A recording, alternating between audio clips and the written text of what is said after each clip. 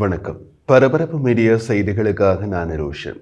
அமெரிக்க ஜனாதிபதி டொனால்ட் ட்ரம்பின் நெருங்கிய கூட்டாளியும் மூத்த ஆலோசகருமான எலான் மஸ்க் ட்ரம்பை பலவிதங்களிலும் பிரதிபலிக்கிறார். ட்ரம்ப் கனடாவை அமெரிக்காவின் 51வது மாநிலம் என்றார்.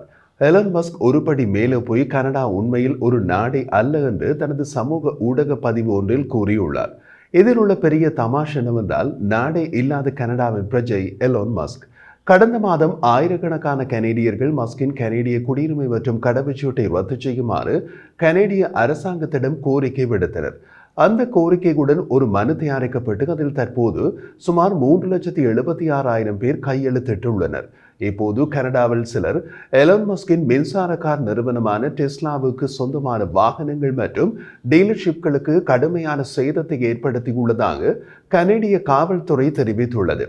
கனேடிய மாகாணமான ஒன்டாரியோவில் உள்ள ஹாமில்டன் நகரில் டெஸ்லா கார் டீலர்ஷிப்பில் நிறுத்தி வைக்கப்பட்டிருந்த 80க்கும் மேற்பட்ட புதிய டெஸ்லா கார்களின் டயர்கள் பஞ்சராக்கப்பட்டு கார்களின் உடல் பகுதிகளில் கீறல்கள் ஏற்படுத்தியதாக போலீசார் வியாழக்கிழமை தெரிவித்தனர். இது கனடாவில் மட்டுமல்ல, அமெரிக்காவிலும் தொடங்கியுள்ளது. பல டெஸ்லா சொத்துக்களுக்கு எதிராக பல வன் செயல்கள் அமெரிக்காவிலும் செய்யப்பட்டுள்ளன. கனடாவில் செய்யப்பட்டதற்கு காரணம் வேறு, அமெரிக்காவில் செய்யப்பட்டதற்கு காரணம் வேறு. ஆனால் இரண்டிலும் இலக்கு வைக்கப்பட்டது எலான் மஸ்கின் நிறுவனம் தயாரிக்கும் டெஸ்லா மின்சார கார்கள் தான். கனேடிய பெருநகரம் டொரண்டோவில் மேற்கில் உள்ள ஹாமில்டன் கனடாவின் எஃகு உற்பத்தி தொழிலின் மையமாகவும் அமெரிக்காவுடனான கனேடிய வர்த்தக போரில் ஒரு போர் முனையாகவும் உள்ளது. அமெரிக்க ஜனாதிபதி ட்ரம்ப் கனேடிய எஃகு மற்றும் அலுமினிய இறக்குமதிகள் மீது வரிகளை விதித்துள்ளார். அதற்கு பதிலடியாக கனடா அமெரிக்காவில் $20.5 பில்லியன் மதிப்புள்ள ஏற்றுமதிகளுக்கு வரிகளை விதித்துள்ளது. கனேடியர்கள் ஒரு அடிமட்ட எதிர்ப்பை அமெரிக்க தயாரிப்புகளுக்கு காட்ட தொடங்கியுள்ளனர். கனடாவின் நெருங்கிய நட்பு நாடு மற்றும் வர்த்தக பங்காளியான அமெரிக்காவுடன் தங்கள் உறவுகளை பற்றி கனேடியர்கள் இப்போது சிந்திக்கிறார்கள். அமெரிக்க தயாரிப்புகள் புறக்கணிக்கப்படுகின்றன. கனேடிய மாகாணங்களில் முதலமைச்சர்கள் ட்ரம்பின் வரி விதிப்புகளுக்கு பதிலடி கொடுக்க தங்கள் சொந்த நடவடிக்கைகளை அறிமுகப்படுத்தியுள்ளனர். மதுபான கடைகளில் இருந்து அமெரிக்க தயாரிப்பு மதுபானங்களை அகற்றுவது மற்றும் மாகாண ஒப்பந்தங்களுக்கு விண்ணப்பிப்பதில் இருந்து அமெரிக்க நிறுவனங்களை தடுப்பது உட்பட கனடாவின் வெவ்வேறு மாகாணங்களில் வெவ்வேறு நடவடிக்கைகளை மாகாண அரசுகள் செய்கின்றன. சில கனேடியர்கள் தங்கள் கோபத்தை பில்லியனர் தொழிலதிபர் எலான் மஸ்க் மீது செலுத்தியுள்ளனர். காரணம், அவர் அமெரிக்க அரசாங்கத்தை மறுவடிவமைக்கும் ட்ரம்பின் முயற்சிக்கு தலைமை தாங்குகிறார் மற்றும் கனடா பற்றிய தவறான கூற்றுக்களை வெளியிடுகிறார். மற்றொரு கனேடிய நகரமான ஒன்டாரியோவில் லாஸ்ட் ஜெனரேஷன் கனடா என்று அழைக்கப்படும் காலநிலை விழிப்புணர்வு குழுவின் உறுப்பினர்கள் டெஸ்லா டீலர்ஷிப்பின் வெளிப்புறத்தை பிங்க் ஸ்ப்ரே பெயிண்டை விசிறனர் என்று அந்த அமைப்பு வெளியிட்ட அறிக்கையில் தெரிவிக்கப்பட்டுள்ளது. திரு மஸ்க் ஜனநாயகத்தை அளிப்பதாகவும் காலநிலை மறுப்பை பரப்புவதாகவும் கருதியதால் தான் இந்த செயலை செய்ததாக அந்த அமைப்பு கூறியது. இதில் தொடர்புடைய 2 உறுப்பினர்கள் பின்னர் கைது செய்யப்பட்டதாக அதிகாரிகள் தெரிவித்தனர். காழ்ப்புணர்ச்சி மற்றும் எதிர்ப்புகள் பற்றிய எச்சரிக்கைகள் காரணமாக மற்றும் ஒரு கனேடிய நகரமான வான்கூவரில் சமீபத்தில் நடந்த வாகன கண்காட்சியின் ஏற்பாட்டாளர்களால் டெஸ்லா மின்சார கார் வாகன கண்காட்சியில் இருந்து விலக்கப்பட்டது.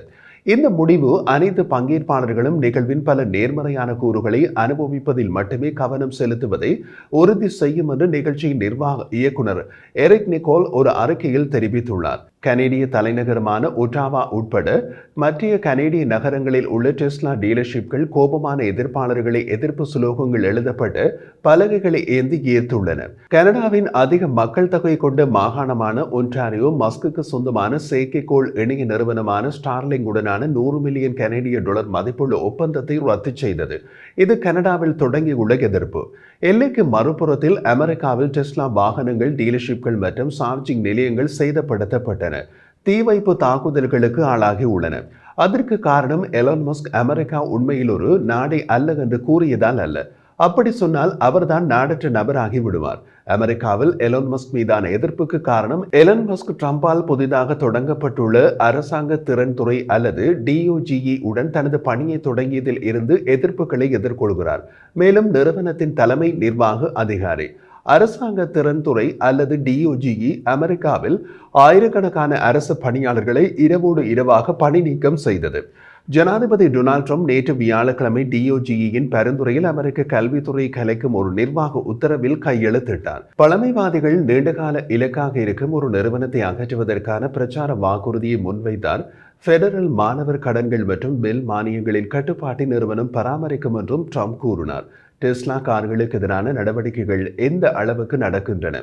நேற்று வியாழக்கிழமை அமெரிக்க அட்டர்னி ஜெனரல் பாம் போண்டி வெளியிட்ட ஒரு அறிக்கையில் டெஸ்லா மின்சார வாகனங்கள் மற்றும் சார்ஜிங் நிலையங்களுக்கு தீ வைக்க மொட்டோலோவ் காக்டைல்களை பயன்படுத்திய குற்றவாளிகள் சட்டத்தின் முழு வலிமையினையும் எதிர்கொள்வார்கள் என்று தெரிவித்தார்.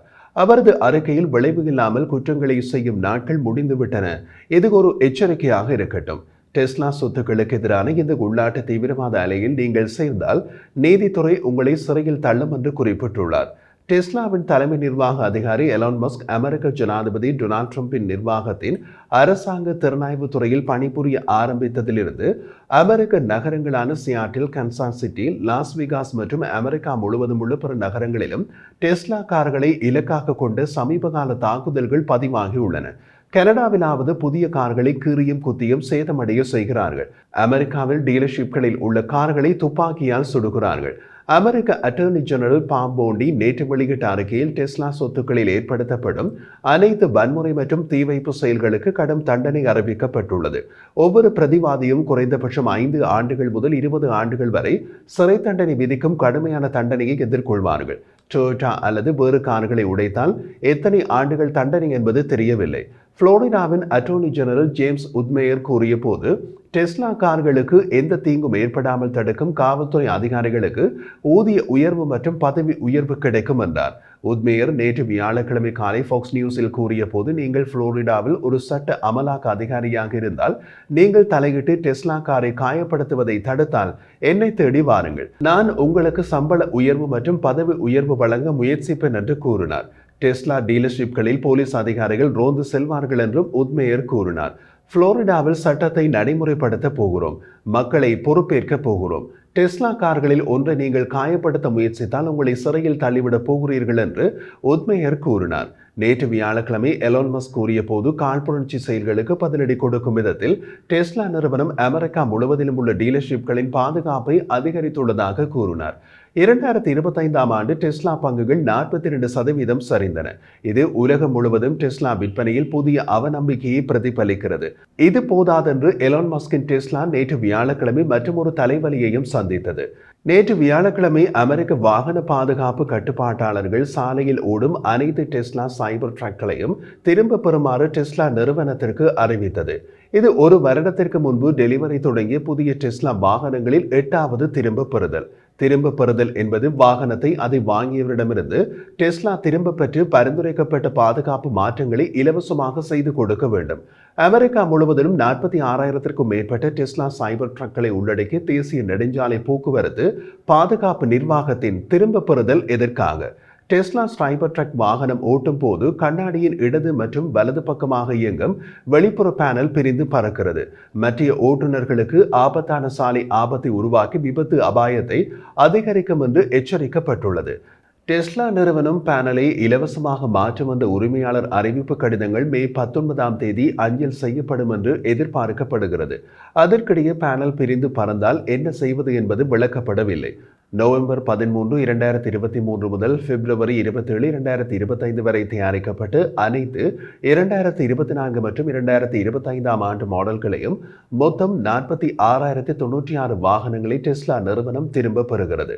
மக்கள் தங்கள் வெறும் கைகளால் டெஸ்லா சைபர் ட்ரக்கின் பேனல்களை கிழிப்பதை காட்டும் சமூக ஊடகங்களில் வெளியிடப்பட்ட காணொளிகள் சமீபகால நாட்களில் வைரலாகி வருகின்றன.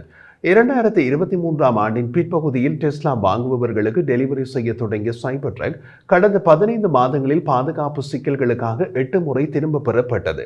கடந்த நவம்பரில் மின்சார இன்வெர்டர்களில் ஏற்பட்ட கோளாறு டிரைவ் வீல்களில் சக்தியை இழக்கச் செய்யலாம் என்பதால் திரும்ப பெறப்பட்டது. கடந்த ஏப்ரலில் இன்டீரியர் ட்ரீமில் சிக்கிக்கொள்ளக்கூடிய முடுக்கு விரல்களை சரி செய்வதற்காக திரும்ப பெறப்பட்டது. எலான் மஸ்குக்கு சொந்தமான மின்சார வாகன உற்பத்தியாளருக்கு இது சமீபகால பின்னடைவாகும்.